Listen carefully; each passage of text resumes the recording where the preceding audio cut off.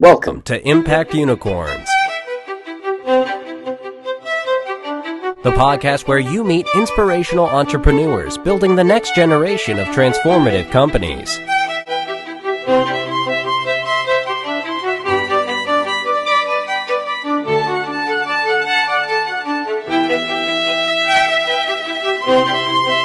And now, here is your host, Dr. Indranil Ghosh, award-winning author, investor, and advisor to global leaders.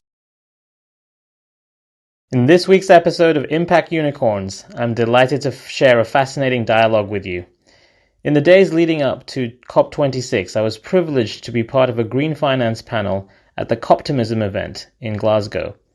The conference brought together the world's most purpose-driven brands, industry leaders, academics, environmentalists, and the finance community, all with one aim: to drive forward the action that is needed to fix the climate emergency. After a World Wildlife Fund report in 2019 found that UK banks and asset managers collectively financed projects that emitted 805 million tons of greenhouse gases, the finance industry needs to evolve if the UK has any chance of meeting its Paris Agreement obligations. But how's it going to do this? Well, listen to this episode to find out. Hi everyone, I'm Mark Hannigan and this is the Sustainable Finance and Investment Panel. I'm delighted to introduce my fellow panelists before we show a short video. So on my right we have Indranil Ghosh, who's CEO of Tiger Hill Capital, then Diane Essen of Baillie Gifford. Next is Manish Karani of MVK Group, and finally William Stormont of 8 Hours Ahead. We're now going to see a short video before we commence.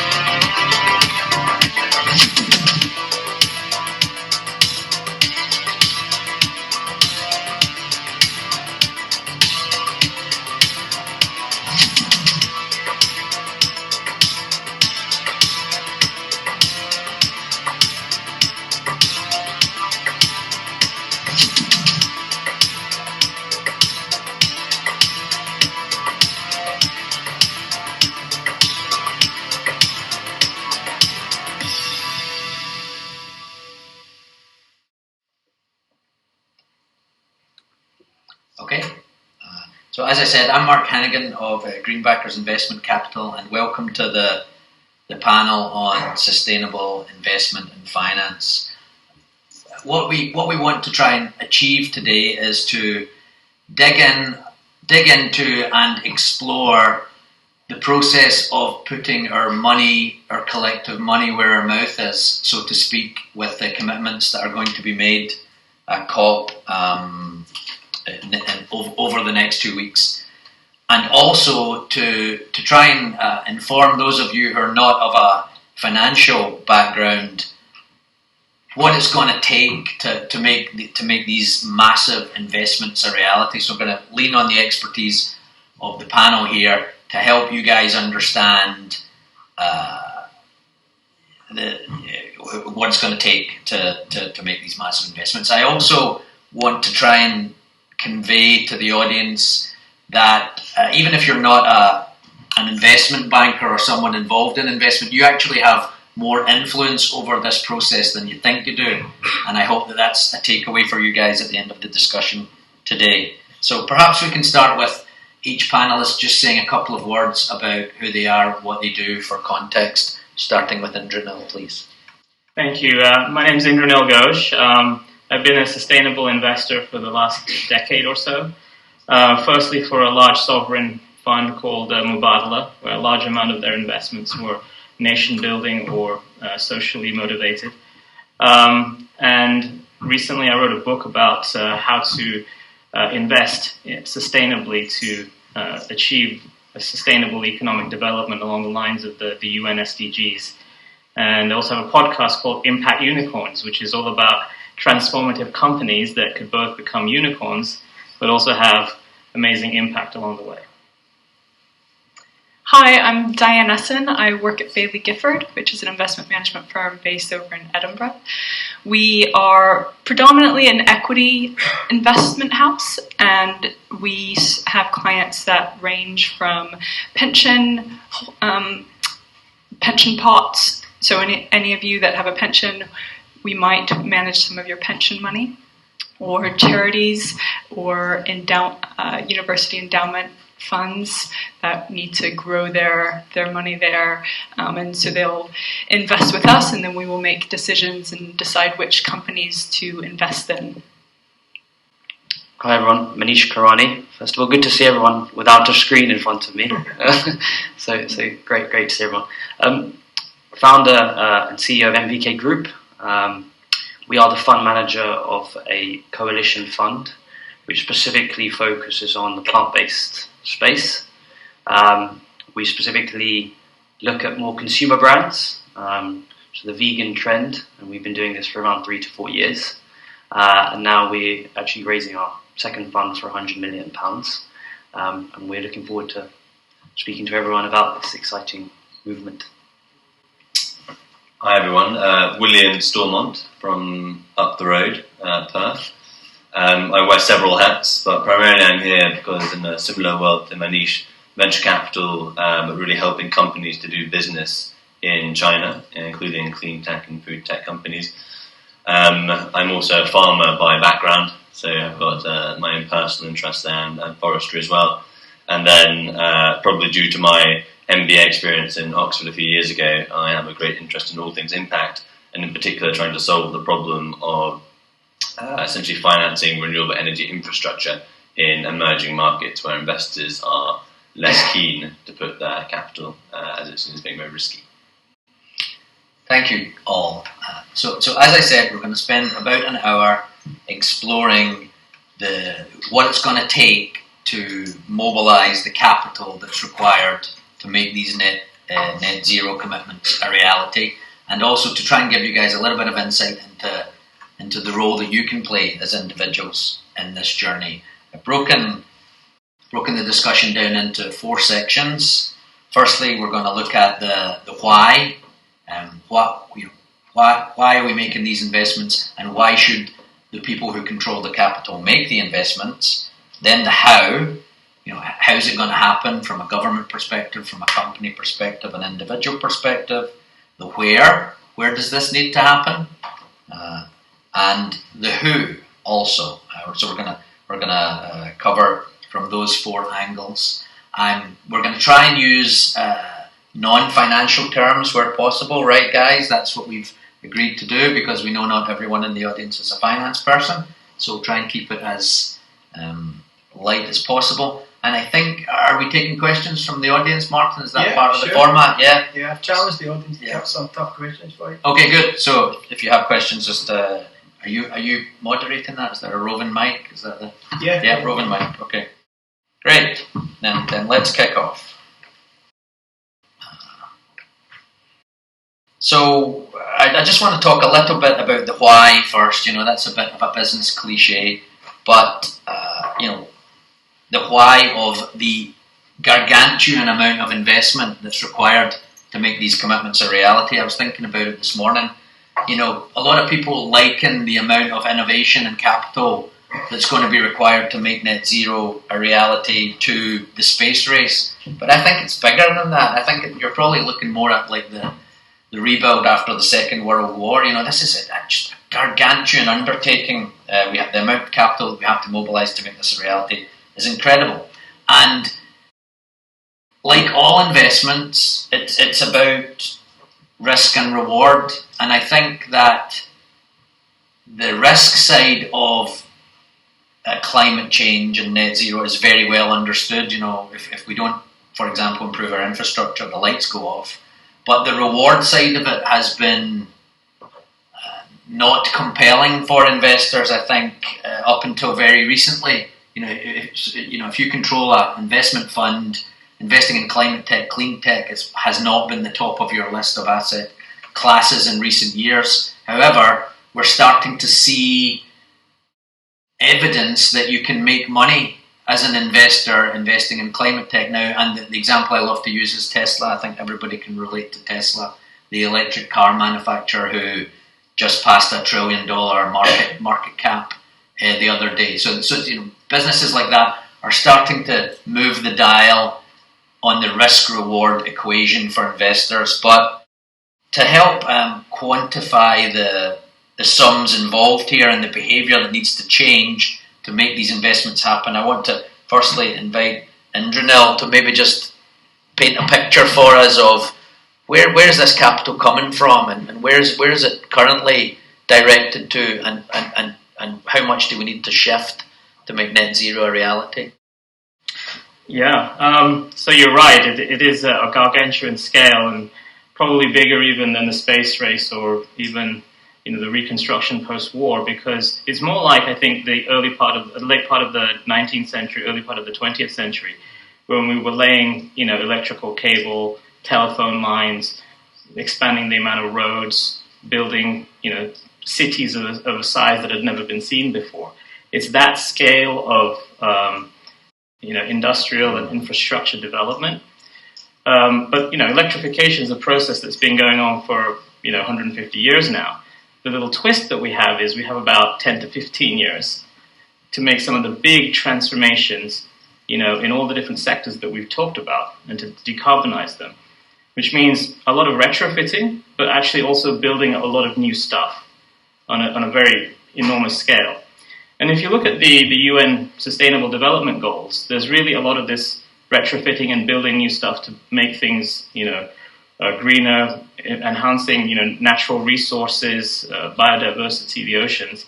And there's another set of stuff which is around, again, usually building new stuff or using technology to bring up the standard of living of people who are, low income, whether it's in emerging markets or developed markets. So improving education, healthcare, and all these kind of services, which is also requiring the buildup of human capital as well.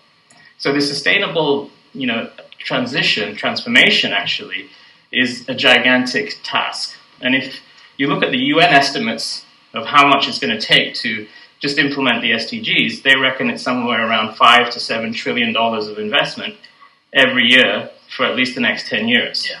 So to put that into context, the global economic output is about $80 trillion. So you think that's a big number compared with the 5 to 7. But then you remember that the amount of government spending, taxes, is only about 20 trillion globally. And there's very little of that tax base in emerging markets, actually. So if you were to just increase public spending to fund the 5 to 7 trillion, you're talking about 20-30% increase in taxes across the board everywhere. So obviously that's not going to happen. So then you think, okay, maybe I can take some of that tax money and spend it more efficiently. Certainly can do that. But you're still going to be left with quite a large investment gap to plug. So where can you look? So there could be corporate investment. The problem with corporate investment is that, markets and companies are set up to think more short-term, more in smaller size of investment than the massive scales that we need.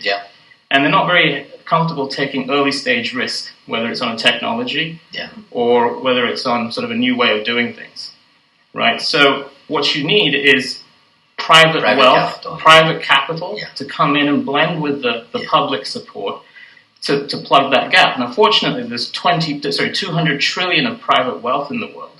So to divert a small amount of that is what we need to do, but there are a lot of barriers to making that happen, which we can talk about. If you're enjoying Impact Unicorns, don't forget to like, subscribe, and hit the bell to receive notifications of new shows. Bring the most relevant impact venture stories to the podcast. If you would like to review the show, go to the Apple Podcasts mobile app or iTunes to leave a rating and review. Right, so I think that's a great point. So in summary, government can't do this on their own. It would cripple us from a tax burden. So private capital has a huge role to play. Now, for private capital, for private investors to choose to do this, they have to believe that there's going to be a return. I think that I think two things have changed in that respect since the Paris deal. To make private investors more inclined to invest in sustainability. I think the first one is that the owners of the capital, the pension funds, etc., if an investment manager is not investing with a sustainability agenda, then they're not getting access to capital anymore, or not getting access to as much capital anymore. That's a very new thing, relatively speaking. And if investment managers have to increase sustainability focus in order to continue to enjoy access to capital, they're going to do it. And then the second thing I think that I mentioned with Tesla is that people are starting to see that you can in fact make money investing in sustainability and ESG. So what I'd like to do is, starting with Diane, maybe just go through each of the guys and say that for your part of the financial services industry, do you see the needle moving in terms of investor sentiment to deploy more capital towards sustainability? Because each of the panelists live in a different part of the financial services industry. So starting with Diane. Absolutely. So as I said, our clients are pension funds, charities, universities, and our clients have been guiding us with where they want their capital to be deployed. And that's a key part that I think we will come back to in terms of the voice of our clients and how important that is for us to be able to make decisions around that. So we're getting very strong messaging from our clients of they want their capital to go into something that they do see as sustainable. Fortunately, that is very much aligned with how Baillie Gifford has operated for over 100 years. We take a 10-year investment time horizon as our sort of baseline. And so that's why even before clients started saying we want sustainable investments, we invested in Tesla when it was coming out of the cradle. We invested in Zoom before COVID hit, just because we saw, or not me personally, I didn't make that investment. I've been there 5 years. You would be here. Yeah. Some of our older investors that really saw that. They looked 10 years ahead. They looked 20 years ahead, and they thought, what's the future going to look like? And when you get to those long-term horizons, the convergence between shareholder returns and other stakeholders really starts to come together. You're not going to have a successful business in 10 or 20 years if you're not thinking about these things. So it's really inherent to how we at Baillie Gifford have been trained to invest and how to think about investment opportunities, very much thinking about the long-term growth, and sustainability is such a crucial part of that. Manish? Yeah, I mean, ours is slightly different in that we traditionally manage family money, family wealth. And it's been very interesting because over the last 10 years of me having conversations with very wealthy families who are often first generation, and they sort of created their wealth from traditional assets, so property, healthcare, before really technology was there. So they kind of had that struggle of building billion-pound-dollar businesses. And then kind of 2008 hit, 2009 hit, and then suddenly companies like Ubers, like the Teslas, are building businesses which they've taken 40, 50 years to create in 4 or 5 years. Yeah. And I think what's also happened is this first generation of wealth, they've had children, and the children have seen this, and the children have always been much more passionate and interested in quicker gains, and more interested in the Teslas and the Zooms and the Ubers. Yeah. So now what's happened is the shift, and I think COVID has played a big role in this as well, in that they've been telling their parents or their board, we should be diversifying out of traditional, we should be diversifying. And then suddenly COVID's hit, and a family that's made all of its money from property suddenly saying, actually, maybe I should have listened to them. So now what's happened is when we're having conversations with family offices to invest with us or funds, it's a much easier conversation because, first of all, there's been a complete change in how wealth is created now, so we don't really need to sell too much. And I think, second of all, the next generation are much more passionate about making a difference and making money in a different way. They don't care about 10, 15, 20% per annum on a property transaction because they know that that's kind of been taken care of from someone else and they'll get that in their bank accounts anyway, in all honesty. They want to be part of something which is going to be the next Beyond Meat, the next Oatly.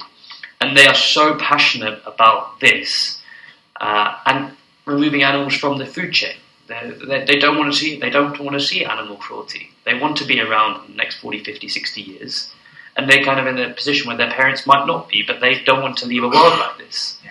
So for us, it's a very, very, when we're having conversations, it's much less ROI, IRR driven now. And it's more, I just like building a relationship with you and I want to support you. And a lot of these individuals want to get involved. They want to be involved because they're investing in a brand like an Oatly, and then they're going to see it on the shelf.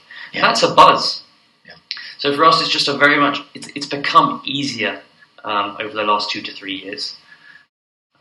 So I think what Manish is speaking to as well, and actually Diane also sort of hinted at it as well, is that I don't think it's unique to this, but it's accelerated in this moment, and for the last sort of 10 years, there is a real consumer element to what's going on here. So, and it actually did probably start with wealthy families in the USA, the Rockefellers and things like that, influencing the likes of Harvard, you had their University Endowment Fund, to drop oil entirely. That's right. Not overnight, but close to it. Things like that send a massive signal, and that has started this sort of snowball, which has begun to build and build and build. Plant-based meats, other such things. The consumer is the person that's eventually driving that. There are other things at play, regulation, government, but the consumer is playing a massive role in this transition. Thank you. And Renel, did you want to also chime in? Yeah, I thought some of these points panelists are making are really excellent. The way I look at system change, which is one of the discussions we had earlier, is that 3 things need to come together. There needs to be a change of social attitudes. Yes. There needs to be a change of political and other social institutions. And the third thing is technology enablement.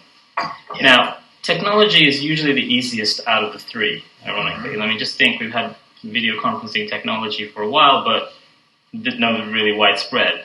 But now COVID hits and the penetration's gone through the roof. So it was never really the barrier. It was more often than not, it's the social attitudes and the political institutions that are the barrier. So what's happening now is really interesting, which is that, we've technocratically, in a way, thought about what climate change means and what you need to do about it. Yeah. And the outcome of it has been very long-term policy changes. Yes. So net zero by 2050, European Green Deal by 2030, 2035 to cut by half, basically. Now, when you have political agendas and policies that are long-term, then social attitudes and also financial investment suddenly have to be long-term. Yeah. Because policies being set to price carbon, to tax emissions and all of this, on a schedule that's going out into the future. And the more specific that schedule becomes, the more that companies have to transform what they're doing, and there's more opportunity also for innovation for new companies to figure out how to transform the economy. And this is why when you get to the investors, the long-term and big investors like pension funds, they now have to think pretty long-term about how to change their portfolio from being mainly carbon-based to something that's much more decarbonized and socially impactful.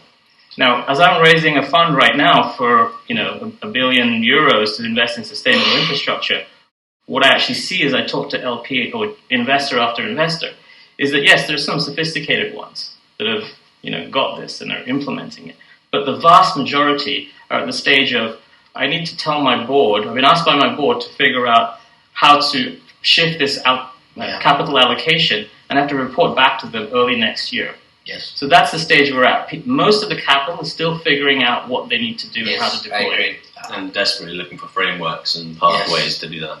Yeah, and sustainability can mean 100 different things to 100 different people too. Okay, great. So that was about the why, and my takeaway there is that I think the why is now well understood by the investment community and capital markets. I think we're over the why. I think generally that box is checked. I do think millennials and Gen Zs have played a huge role in shifting the why, because they are the consumers, pension payers and voters of today and tomorrow. So if you're in government or you're managing capital or you're selling a product, these are your customers, voters, pension fund payers.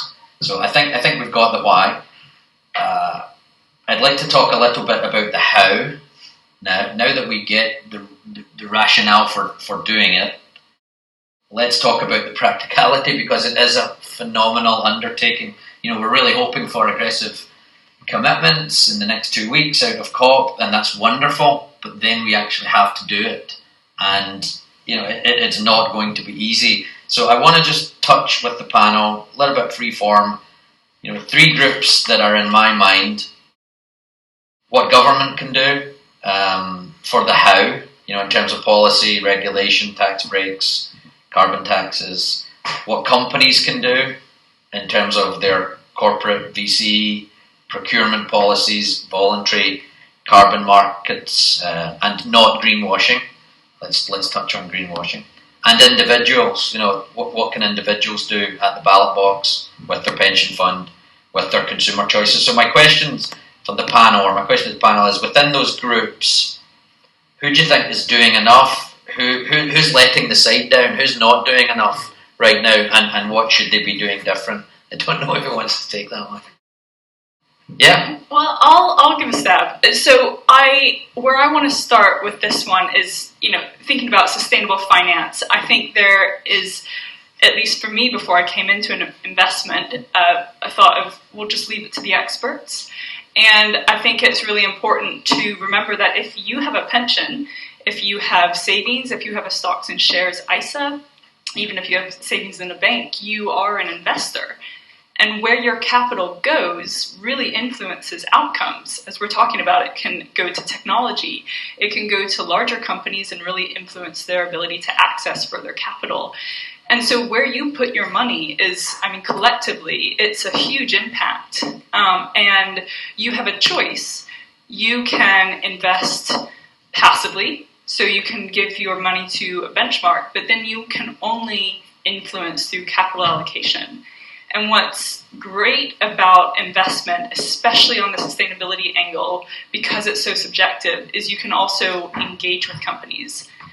As a shareholder, you have voting rights. And you can either, if you would directly invest in a company with your pension, that is your right to interact with the company. You're a part owner. You can and should use your voice to influence how they practice their operations. A lot of people, myself included, don't have time in our daily lives to go around and analyze every company and talk with management teams, so we outsource.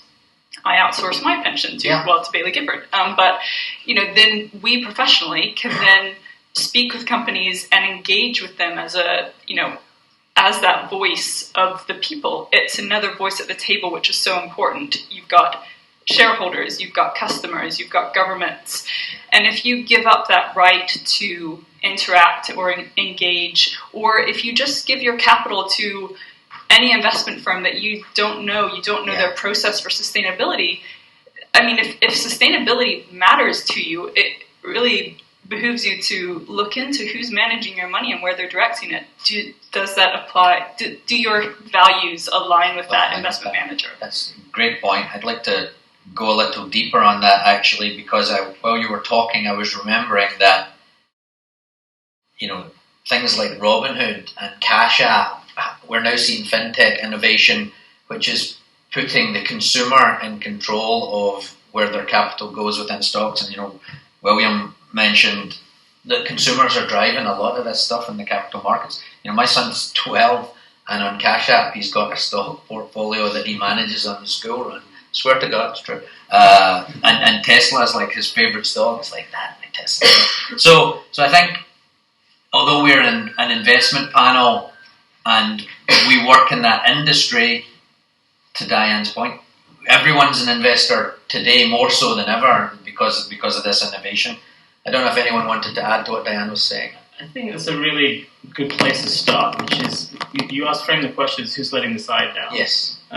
Maybe what's letting the side down, I don't want to point fingers as to who, is just the level of education. Yeah. And the way media can help us become aware and more active in all of these places where we have leverage. Mm-hmm. So going back to numbers, there's $55 trillion of consumer spending globally every year out of that 80. So that's a lot of leverage. What you buy and having more awareness of where it came from, what the supply chain was, how green it is, how socially inclusive it is a really good way to have a big impact, right? Because we all spend money. How we invest is another great area. Obviously, where we vote or who we vote for, not just at a national level, but at a very local level. Yeah. This is really important because that's probably where you have the most leverage, actually, with your vote, is at the community level, even, on a school board. How are your children being educated at that level? So there's a whole level of activism, which I think needs to be, we can all hold ourselves accountable for. Now, when you have that kind of social activism, it's very difficult politically to ignore that. So Greta Thunberg goes and does her amazing stuff, and the next week, Theresa May has net zero 2050. Yes. An Extinction Rebellion, whatever you think about them, has an effect as well, right? So now you've got legislation. Then you go through the cycle I mentioned before. You've got legislation, then you've got repricing of natural assets. So carbon is expensive. That means peat, bogs that have been, as we heard this morning, have degraded, suddenly become a valuable asset. And an investable one when you put regulation around it, and so on and so on. Guys, anything to add? Yeah, I would kind of be a bit blunt here. I think, especially in the plant-based space, if you look, I think governments have let the area down. I think there's a lot of subsidies that have gone into the dairy farming space, and they continue to do so. But I'm also very, very proud in that if you look at sort of the plant-based space specifically, if you have a vegan chocolate versus a non-vegan chocolate, the non-vegan chocolate will generally be cheaper because of the government support and obviously some of the things that might be inside it, versus the vegan chocolate, which is more expensive because it just naturally doesn't have the support from the government to bring the price down. But actually, so what we've seen from our portfolio is that they've had to really bring taste at the forefront to beat the main competitors that have had this kind of advantage. And I feel like over the last 3-4 years, you look at Oatly, you look at Beyond Meat, investment company, we have Love Raw, it's a chocolate brand, we've got a Perezza, we've got a pizza brand. And a lot of people would go to these brands and comfortably eat this every day rather than going to your non-plant-based That's got to be good for the consumer, Manish, because what you're saying is the product needs to be superior to overcome the economic disadvantage. Exactly. And I'm just thinking of Tesla again. I know I'm a little bit obsessed with Tesla, but it is a really nice car to drive, and it's a really good-looking car. So the role of the consumer, though, is complex here, because there are a lot of the decisions that we make, a lot of things that we like to have, which maybe aren't so good. Yes. So I think there's a lot, again, it comes down to education and us making difficult decisions, which will, because essentially the way the sort of financial world works, in my very simplified sort of view, is you have consumption, which equals demand. Yes. You have demand, you have essentially a value exchange, and that is what investors are trying to find, and that's where the money flows towards. That's right. So the money will flow eventually towards consumption. So where consumption goes, the money will follow. And that's where we have made a lot of progress. But the difficult thing about the transition that we're making now is that there are some areas where the money needs to go, where consumption maybe doesn't want to go. Yes. That's really difficult. What does that mean? That means that multiple things need to happen. It means that someone needs to essentially organise a system and a series of incentives that enable capital to go there. To go where maybe it doesn't want to go. It could, in the long run, be actually a good place to be. But that's obviously where the risk and reward is a difficult thing to quantify. What I would say is I think social media has played a big role in this. Yes. If you're saying, okay, how do we kind of break that barrier down? Social media has done that. Yeah, totally. It is bigger than than a lot of establishments. I would also then have a concern about greenwashing there. Let's touch on greenwashing then, because we wanted to bring it up. It was actually Diane's point originally. Let's let her have her say. I wanted to talk. Before you do that, I'm just conscious we're rattling through here. We haven't had any questions, Martin. Can we nudge some people in the audience to engage, please? Can I throw one in at the moment, and it bridges the why and now the how? Yes. is that there's the disconnect between what you were saying and what the perception, I don't mean well, the perception is out there because young people feel unheard and unlistened Yes. or abandoned, Yes. apathetic and anxious, and yet what you're saying is they've got all the power at their Yes. hands. Yes. So either media's doing something horrible, Yeah. or the message isn't getting out about finance and the opportunities for finance. Finance isn't just a big bunch of people. It's not Elon just going to the moon and all of that stuff. There's also a business behind it that's a force for good and there's a purpose I don't think is being fed out. And the how was, what's the role of media and all this then? Is it just to perpetuate fear or is it to mobilise around about hope? And if there are any media experts in this room today, I'll want to have a cup of tea with you because you've got a very important role to play there. There was a question up the back. There was a microphone coming to you, I think. Oh, it was James. Thank you, Martin. It's just a question. So the private capital system is driven by maximising financial returns. And if you accept simplistically that the money that goes in is spare money, then isn't the single metric of maximising returns for people that have spare money part of the problem? Do you see a role for funds, whilst the invested capital is protected, you're actually maximising social value as a metric, not just returns for investors? Yeah, so my quick answer, and then I'll hand to the panel, would be, in my role at Greenbackers, we deal with a lot of what's termed impact funds, because there are, as you guys can imagine, there's lots of buckets of capital, private equity funds, venture capital funds, family offices, impact funds. So I do deal with impact funds who will sacrifice absolute financial returns for a more kind of balanced scorecard of maybe social, they'll sacrifice some hard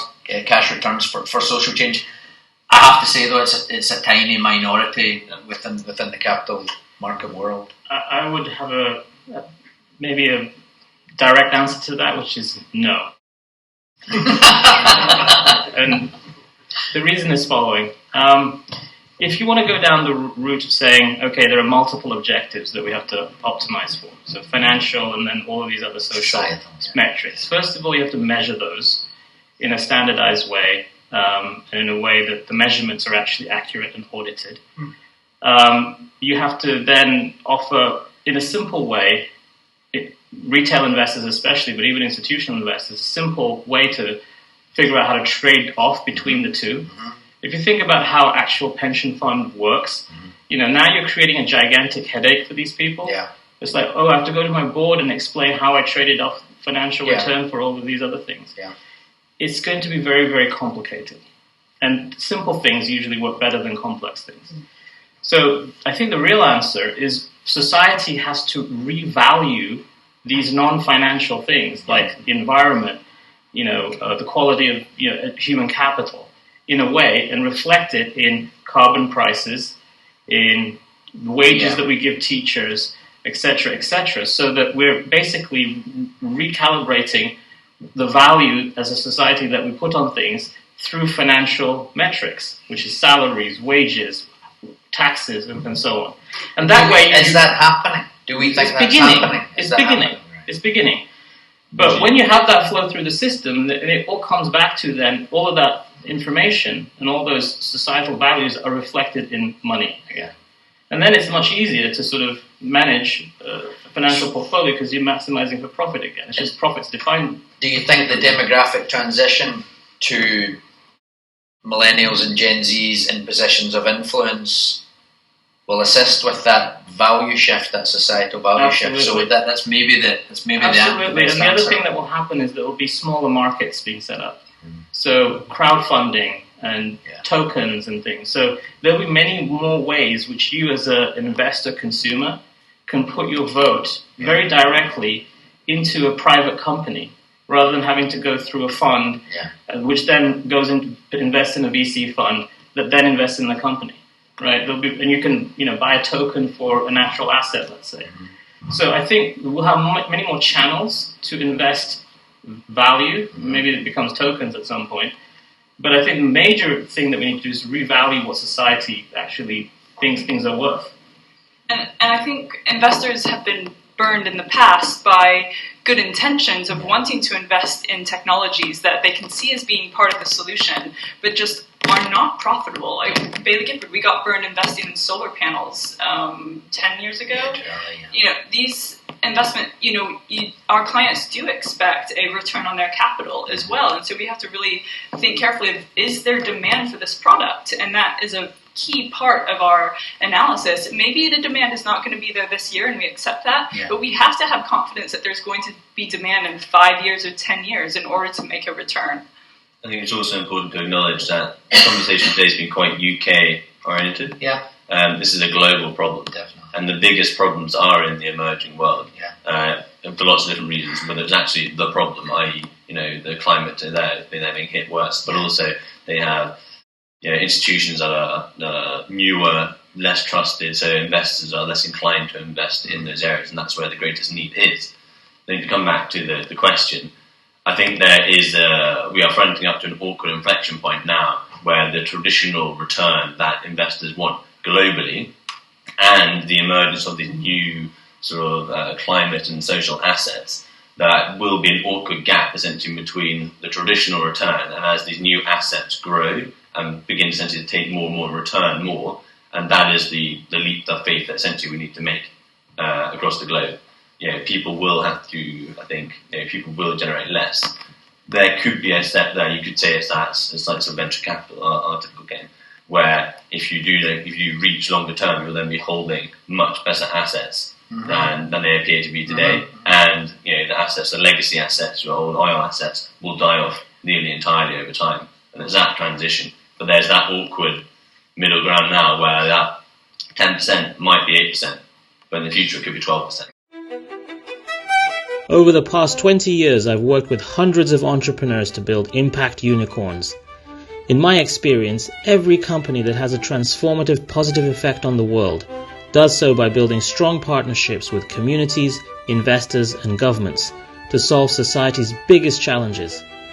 If you'd like to learn more about how innovative entrepreneurs can help to build a more sustainable and inclusive future, read my award-winning book, Powering Prosperity, A Citizen's Guide to Shaping the 21st Century.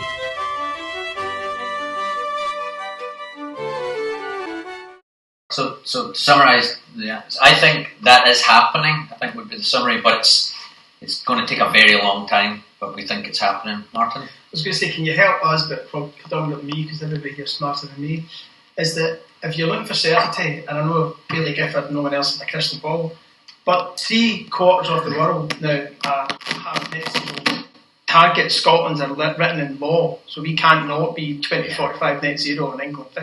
And if you look at that trajectory, that's certain, that's unbreakable, regardless of what happens on Tuesday or Wednesday for COP26. If we fail to get a Paris agreement sort of thing, that's still that trajectory. So is that not, I'm just provocatively, is that not enough certainty for investors to go, well, there's the destination, let's just get our foot down, go there first, get market advantage and then build that momentum? Or is it what some people would fear is, because of the greenwash thing, folk will just sit back and wait till 2044 and then hit a button and say, well, no one else got there, so why did we bother?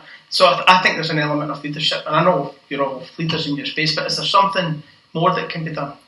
Well, that's where I think there is a real role for shareholders to have a voice with. That's us. That's everyone, yeah. And if you outsource, that could be me. I could be representing you.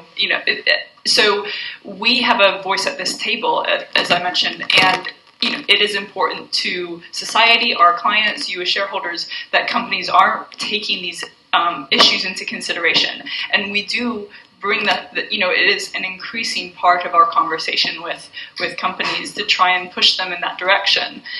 I think a quite easy pushback to that would be, then why aren't we seeing enough change if we are pushing? It's easy to get frustrated, and I can promise you, going into some of these meetings myself with these management teams of quite big companies, the dinosaurs as they were talked about before, it can feel really frustrating.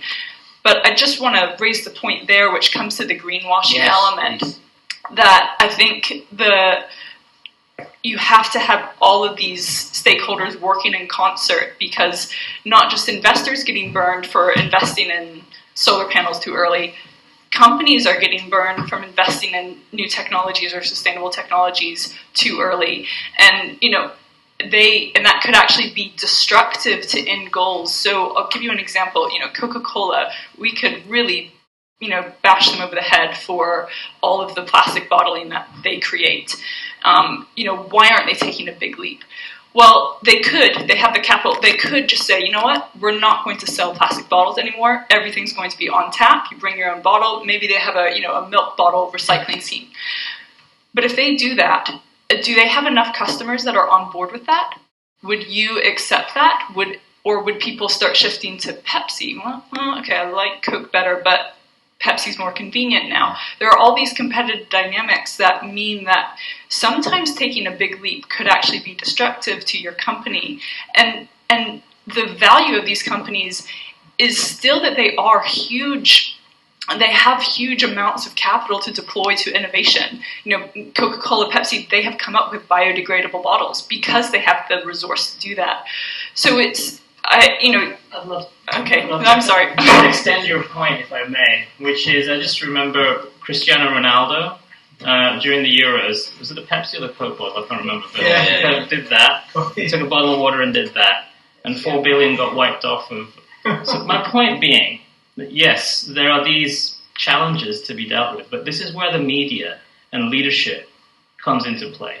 What we need is more Greta Thunbergs, Cristiano Ronaldos, and all the other people that enjoy a lot of social media status and publicity to make these tipping point statements, right? Because it's going to be tipping point events. Yeah. Right? And the companies are listening. They tell us that we would make this change, but we don't have enough buy-in yet from our customers. So it's the chicken and the egg. Was it not Steve Jobs who said people don't know what they want until you give it to them? So that you could. A point, this leadership point is just say, from now on, this is the only way you're going to drink Pepsi. Take it or leave it. Yeah. And what I think everybody here would probably get on board. That leadership isn't us taking a punch. Sorry, Martin. Yeah. So when it comes to sort of mainstreaming this impact that we can have as individuals, and I'm hearing this again and again, actually just within the last few months, the number of times this has come up in terms of the impact we can have through our pensions and our investments. But are there resources that people can use to navigate this world that makes it accessible to them, that enables us to have that impact? Because even from my point of view, I've never thought about it. I went home after one of these meetings, went, right, I'm now excited to think about what my money could do. I want to go and put it somewhere, and I want to engage with my money in a way I never have. But just knowing where to start, realised I have to sit there for weeks doing research or pay a lot of money to have some advice.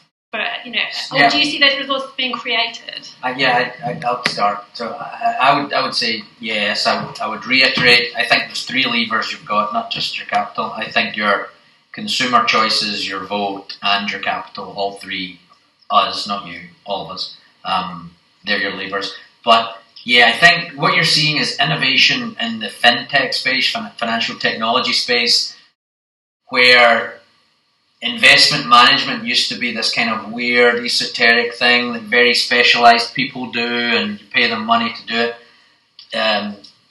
There's a plethora of apps that are now coming out, and I don't want to promote anyone in particular. I'm a little bit wary about the controls and oversight of them, but Robinhood and Cash App are the 2 that I'm aware of that anybody can download on their smartphone, and it's very intuitive and helps you understand. I'm not promoting those apps, to be absolutely clear. But my point is investment management decisions, and we don't want to put Bailey Gifford out of business, of course, but are being put in the hands of the consumer. That's what's happening in the fintech space. And so, as we mentioned, our clients are mentioning this more to us as this being important. And so because of that, we are seeing, and we are producing ourselves, and we know our competitors are producing more documents to share with people. So if you go on websites of at least some of the major investment managers I know, but I'm sure smaller investors as well, will give you some sense of the process behind what they're doing. Because I would actually say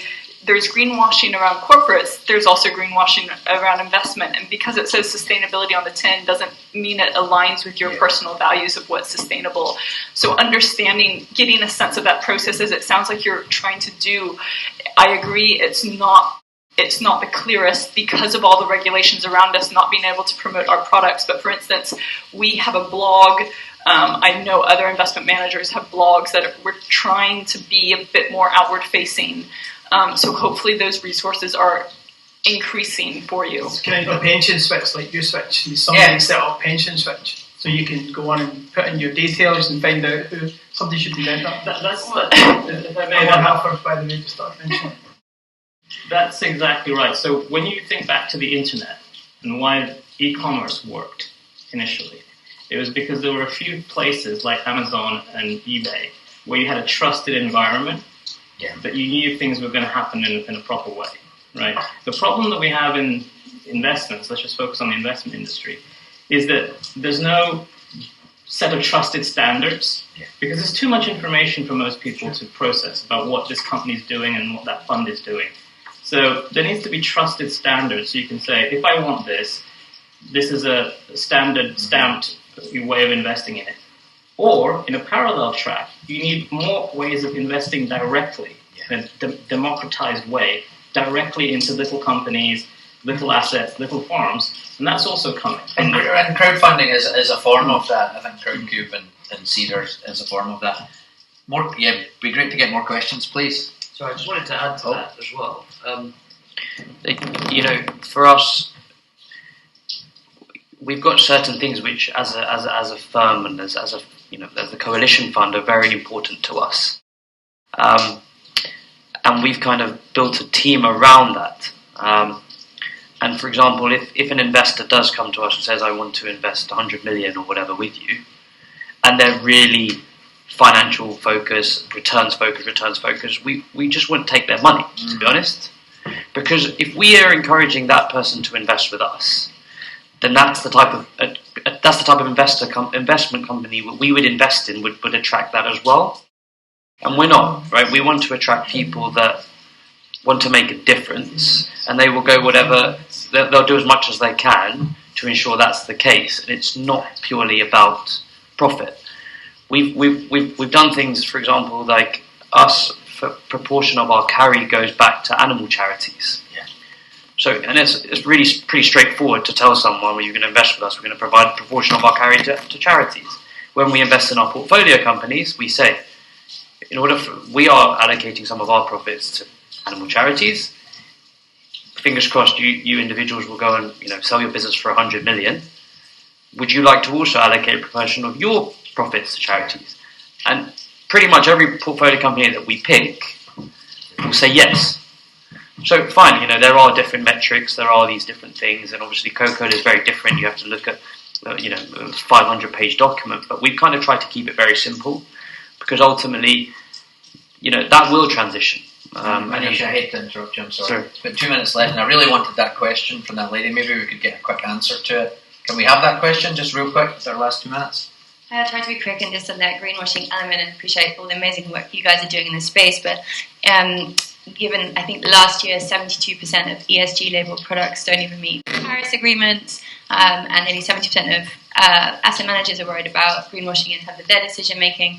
And in the same way that retail brands like H&M launch an ethical line that makes you actually more question the rest of their value chain and what they're selling.